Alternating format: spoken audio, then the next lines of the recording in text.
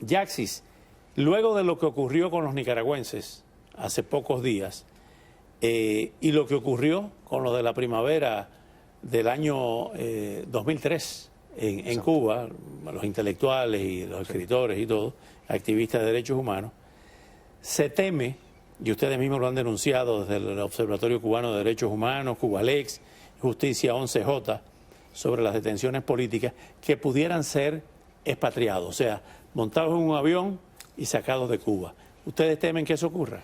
Exacto, Oscar, muchas gracias por la invitación. Ese es un temor que lo hemos planteado en un comunicado de las 3 organizaciones, entre las principales defensoras de derechos humanos de Cuba. En primer lugar, estamos pidiendo y exigiendo la liberación inmediata y sin condiciones de los prisioneros políticos y de conciencia.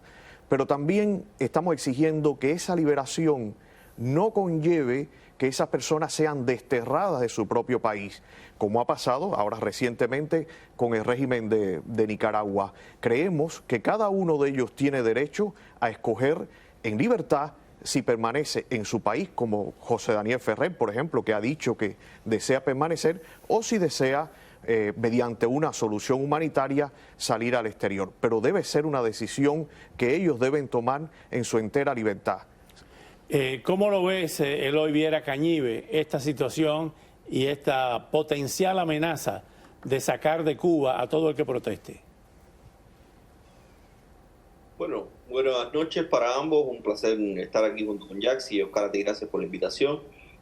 Ciertamente hay, como decimos los cubanos, cuando el río suena con que piedras trae. Y lo cierto es que ya yo no tengo la menor duda de que el régimen cubano ha echado a andar la bola, la intención de querer tener una salida, como mismo la tuvo en el 2010, como tú decías, con los prisioneros de la Primavera Negra. Pero esto plantea un problema, el problema inicial lo decía de Yaxi, que es un problema humanitario. Hay muchos prisioneros políticos que realmente ellos y sus familiares tienen una situación humanitaria bastante sensible, yo creo que es donde primero hay que poner el foco. Y por otra parte plantea también un problema político, ¿no? Y es el hecho de repetir constantemente estos ciclos de expatriación o el uso de los prisioneros políticos como moneda de cambio en negociaciones políticas, ¿no?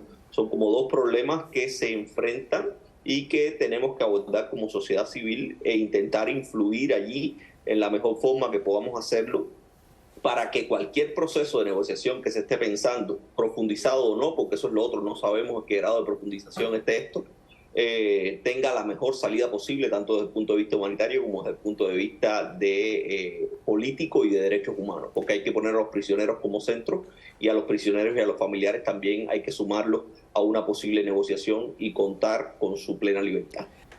¿Cómo ves esta situación de que no hay solución ni para el transporte, ni para los artículos de primera necesidad, ni para el tema energético? Bueno, así lo hemos denunciado desde el observatorio con los informes sobre los derechos sociales. La situación es muy grave y no se nota la voluntad política del régimen cubano para hacer los cambios que tienen que hacer, cambios que tienen que ser políticos, económicos y sociales. Y no quiero desligar esto de la dinámica de las relaciones bilaterales o las futuras o presentes negociaciones que haya.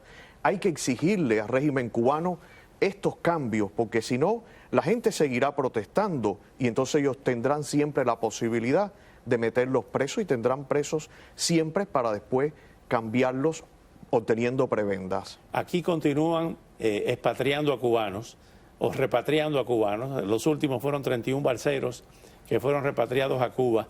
Esto complica aún más la situación de los cubanos que ven como única salida abandonar la isla. ¿Cómo ves esta otra parte del grave drama cubano? Sí, por supuesto.